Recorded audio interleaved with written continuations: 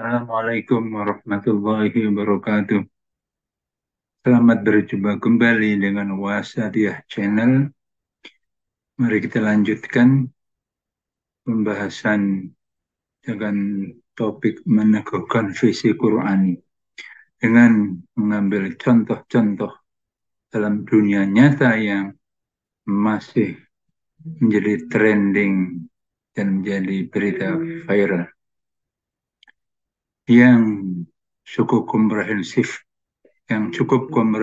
mewakili untuk kita menjadikan bahasan adalah debat nasab atau debat nasab ba'alawi. Saudara sekalian, dalam video sebelumnya sudah kita sampaikan pengantar secara luas. Sekarang kita akan melihat contoh-contoh nyata dari satu sisi. Dari satu sisi yaitu dari sumber pemicu terjadinya debat nasab.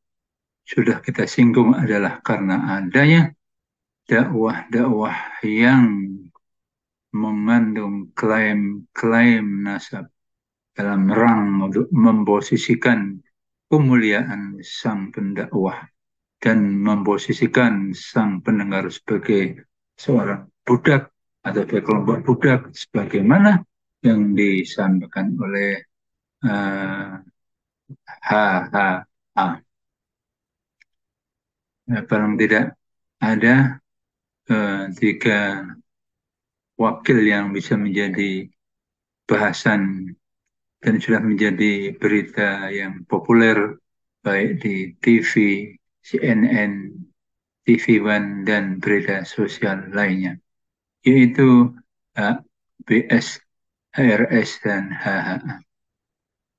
Dan ini juga menjadi keprihatinan dari sahabat seperjuangan kita dan mereka, antara lain yang sering mencoba meluruskan adanya dakwah-dakwah yang mengandung klaim-klaim dan mengandung hate speech, ataupun mereka mencoba meluruskan, antara lain kita bisa ikuti ceramah dari Habib Husin Bagil, Habib Ahmad bin Jindan, kemudian ya Habib sepuh seperti Muhsin Al-Hamid dalam acara Robitul Halawiyah tahun ini, Habib Abu Bakar bin Hasan Al-Atas Al-Zabidi yang juga secara khusus menyampaikan mengingatkan pada mereka-mereka yang mengemas dakwahnya dengan hate speech dan dengan klaim-klaim nasabnya. Nah, kemudian akan kita bahas lebih jauh kenapa dan apa dakwah dengan klaim dan hate speech ini menjadi sebuah larangan. Kita akan ikuti bahwa secara Islam sendiri menghina dalam bentuk menista secara lisan, tertulis, fitnah, menghina ringan, memanggil dengan panggilan yang jelek adalah hal-hal yang sangat dilarang. Dan langsung larangan ini oleh Allah Subhanahu wa Ta'ala disampaikan dalam Al-Hujurat ayat 11. Jadi jelaslah bahwa penghinaan, fitnahan, dan hate speech adalah suatu yang dilarang. Dan kalau lebih detail dalam tafsir Jalalain disampaikan tiga model ujaran kebencian, yaitu satu suhriyah, yaitu meremehkan pihak lain, kelompok lain, orang lain. Tiga lamzu, yaitu menjelekkan dengan cacian dan hinaan. Dan tanabuz, yaitu menghina dengan sebutan dan panggilan jelek. Wahai fasik, wahai iblis, wahai curut, dan wahai babi, dan sebagainya lah semua hate speech yang secara Islam dengan hak Allah dilarang. Kenapa kemudian terjadi orang sampai melakukan dakwah? Dakwah adalah sebuah media amar ma'ruf, tapi dengan isinya adalah justru menyampaikan hal-hal yang dilarang atau mempraktekkan perbuatan dilarang Allah Subhanahu wa taala. Minimal ada tiga hal yang mesti dicermati, yaitu adalah masalah kejiwaan. Masalah kejiwaan orang-orang yang mengalami peristiwa tertentu kemudian dipendam setelah besar ada kesempatan menyampaikan secara otomatis akan terlontarkan dan mengumpat dan mencaci maki pihak lain, atau mentalitas karena orang-orang ini secara mental lemah untuk bisa mengontrol nafsunya, maka akan tidak mampu menahan nafsunya dan menyampaikan kebencian-kebencian atau ujar kebencian dalam dakwahnya, atau dendam karena pernah disakiti oleh pihak lain, maka kemudian kalau ada kesempatan untuk menyampaikan di depan publik, maka akan dikemukakan hal-hal ini. Dan apapun latar belakangnya, entah kejiwaan, entah mentalitas, entah dendam, adalah semuanya hate speech adalah dilarang. Apa dampaknya kemudian?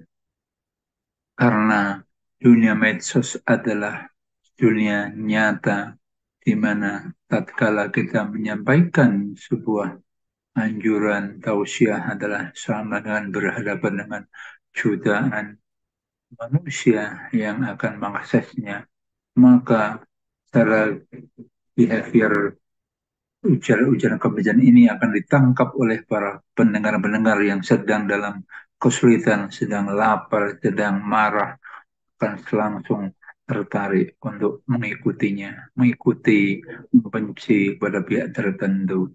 Secara behavior, secara afektif akan mengaruhi perilaku kelompok. Ini yang sangat bahaya. Kemudian lebih berbahaya lagi karena percepatan penyebarannya didukung oleh hadirnya lingkungan teknologi yang sangat memungkinkan, yaitu dengan medsos. Dan demikian jelas-jelas, apalagi kalau isinya adalah kebencian kebencian lain, klaim-klaim kemuliaan yang menganggap dirinya kelompoknya paling mulia, dan lain adalah hina dan hanya sekedar budak, tentu akan membuat respon atau reaksi dari pihak lain. Demikian esensi dari hate speech yang tidak ragu lagi siapapun yang menggunakan hati nurani, menggunakan kerangka berpikir visi Qurani dan qalbun salim, maka akan langsung tersentuh merasakan bahwa ini adalah bukan sebuah kebaikan dan bukan hal yang harus ditiru dan diikuti. Dan yang sangat parah adalah tatkala kelompok-kelompok ini menyampaikan kebencian, menyampaikan nafsu melampiaskan nafsunya, disertai dengan diksi Allahu Akbar, Allahu Akbar, Allahu Akbar. Ini yang kemudian bisa membius bagi kita yang awam, yang belum tercerahkan dengan visi Quran, bisa mengikuti dengan membabi buta. Ini juga masih terkait dengan kebencian-kebencian terutama yang diungkapkan kepada pemimpin-pemimpin pemerintahan dan bahkan mengajak perang. Maka mari kita sedikit kemukakan apa yang menjadi landasan-landasan kita sebagai seorang beriman. Antara lain, Ibnu Katsir mengutip hadis dari Said dari Qatadah, Allah yang maknanya Allah mempertemankan manusia berdasarkan amal perbuatan mereka. Kemudian dari hadis Malik bin Dinar, barang siapa taat kepadaku, aku jadikan raja-raja itu rahmat baginya. Dan barang siapa durhaka kepadaku, aku jadikan raja-raja itu azab baginya. Ini hadis qudsi, pernyataan Allah yang kalau ditarik simpulan singkatnya bahwa pemimpin itu terpilih semata-mata adalah takdir Allah. Pemimpin itu mengemban selain amanah dari rakyatnya juga amanah dari Allah. Pemimpin yang zalim adalah representasi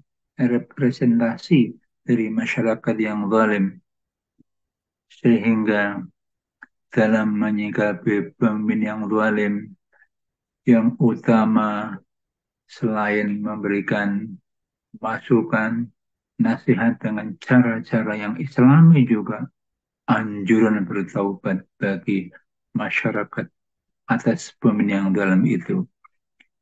Dari Qatadah maupun dari Malik bin Dinar ini memahami bahwa sesuai dengan firman Allah dalam hadis Qudsi bahwa pemimpin yang zalim hanya dihadirkan di masyarakat yang zalim. Maka salah satu yang penting, salah satu yang pokok untuk mengajak masyarakat rakyat menyikapi pemimpin yang zalim dan bertaubat dengan melakukan perbaikan diri dalam masyarakat itu.